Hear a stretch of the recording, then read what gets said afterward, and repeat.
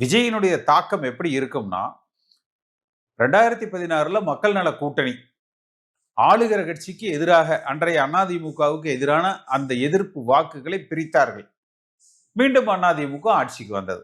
அதே போல இந்த முறை திமுக திட்டமிட்டு விஜயை பயன்படுத்தி தனித்து அவரை களம் இறக்கி திமுகவுக்கு எதிரான அதிருப்தி வாக்குகளை விஜயை வைத்து ஒரு சில குறிப்பிட்ட சதவீதம், அது 5%, 10%, 8%, 4% பிரித்து மீண்டும் திமுக ஆட்சிக்கு வருவதற்கான வழிவகைகளை செய்து கொண்டிருக்கிறார்கள்.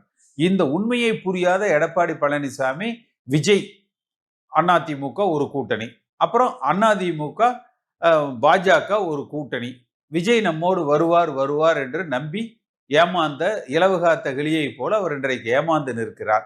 அந்த பழனிசாமியை தான், எடப்பாடி பழனிசாமியை தான் உலக மகா ஊழல் நாயகனாக அவர் பட்டம் கொடுத்திருக்கிறார்.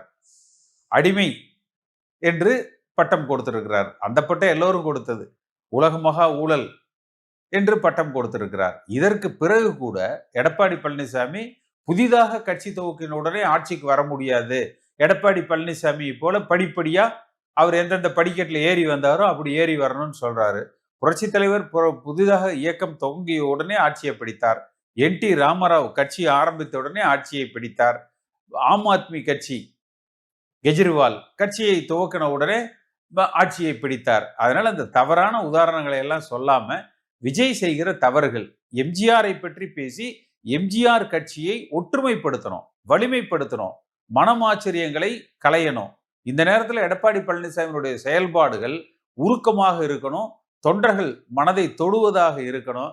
நமக்குள்ள எந்த கருத்து வேறுபாடு இருந்தாலும் மறப்போம், மன்னிப்போம், ஒன்றுபட்டு செயல்படுவோம். மீண்டும் எம்ஜிஆர் ஆட்சி அமைக்க எல்லோரும் நம் கருத்து வேறுபாடுகளை மறந்து ஒருங்கிணைந்து செயல்படுவோம். திமுகவையும் தோற்கடிப்போம். முடிந்தால் பாஜக இல்லாத கூட்டணியை கட்டி அமைப்போம். விஜயை ஒரு 1-2% வாக்குகளுக்குள்ள நம்ம நிற்பாட்டுவோம்.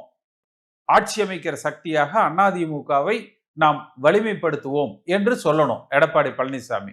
ஆனா இன்னும் அவர் இவர் ஏதோ உழைச்சு முன்னுக்கு வந்த கதை, இவர் படிப்படியா படிக்கட்டேறி வந்த கதை, இதையெல்லாம் பேசிட்டு இருந்தா தேர்தல் முடிஞ்சு போயிடும்.